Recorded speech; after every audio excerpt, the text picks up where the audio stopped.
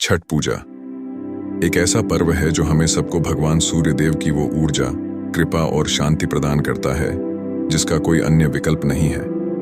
मित्रों, इस पूजा का महत्व और प्राचीनता लोग समय के साथ साथ भूलते जा रहे हैं। लेकिन क्या आपको पता है, यह पूजा तब से होती आ रही है जब भगवान सूर्य की पहली किरण हमारी धरती पर गिरी।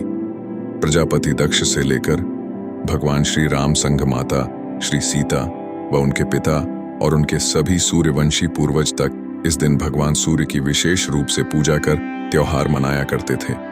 यहाँ तक कि प्राचीन काल में सबसे पहले प्रथम पूज्य देव भी भगवान सूर्य को ही माना गया है।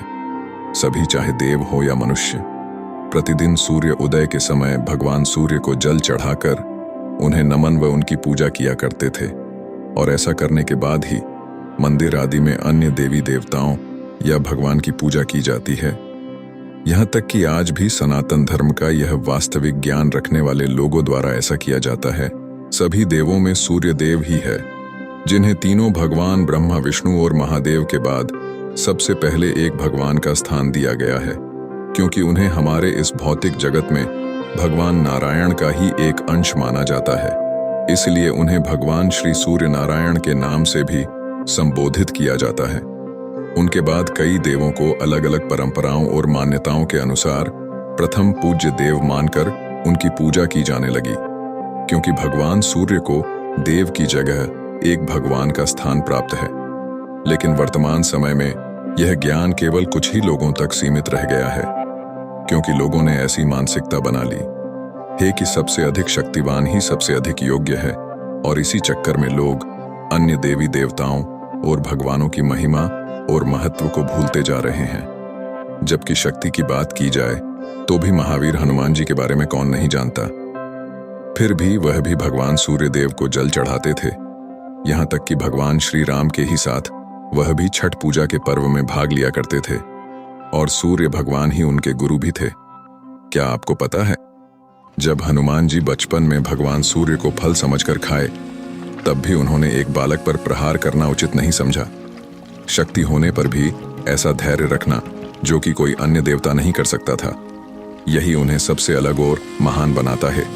और फिर आगे जाकर वही हनुमान जी के गुरु बने। यह हमें उनकी वास्तविक शक्ति और सामर्थ्य का परिचय देता है। इसीलिए आप सभी से हमारा अनुरोध है, कभी हमारी संस्कृति और धर्म को ना भूले और प्रतिदिन स्नान कर अवश्य ही सर्वप्रथम भगवान श्री सूर्य नारायण को प्रणाम कर उन्हें जल चढ़ाए। इस प्रकार उनकी पूजा की जाती है।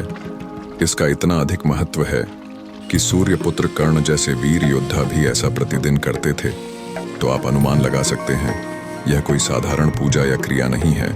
इससे हमें भगवान श्री सूर्य नारायण द्वारा उनकी ऊर्जा, धैर्य, शांति और समृद्धि की अनंत कृपा प्राप्त होती है। यहाँ तक कि वैज्ञानिक दृष्टिकोण से भी इसके लाभों को माना जाता है। मित्रों, और एक जरूरी जानकारी हम आपको दे दें कि सूर्य भगवान को जब भी आप जल चढ़ाएं तो ऐसे स्थान पर ही चढ़ाएं जहां से वह जल छलके नहीं। सबसे सही स्थान है कि आप किसी तालाब या घर में किसी टंकी आदि के किनारे खड़े होकर ऐसा करें ताकि वह जल उसमें जाए। क्योंकि जब भूमि पर हमारे द्वारा जल ऊपर से गिरता है तो बहुत से सूक्ष्म और छोटे जीवों को हानि हो सकती है, जो पुण्य के स्थान पर हमें पाप का भागी बना सकता है। इसीलिए इसका वास्तविक लाभ पाने के लिए यही प्राचीन काल से किया जाता है। हमारे द्वारा चढ़ाया गया जल पुनः जल में ही गिरे। अगर आप इस विषय में और जानकारी प्राप्त करना चाहते हैं तो हमें कमेंट में अवश्य बताएं। और ऐसी ही अद्भुत जानकारी से भरे वीडियोस का अपडेट तुरंत पाने के लिए हमारे चैनल दी थर्ड आई को जरूर सब्सक्राइब कर लें। और हमारे चैनल पर आ चुके वीडियोस को भी हमारे चैनल पर विजिट करके देखना बिल्कुल ना भूलें, क्योंकि उनमें आपको ऐसी जानकारी मिलेगी जो आपको संसार के किसी भी अन्य वीडियो या पुस्तक में नहीं मिलेगी। धन्यवाद।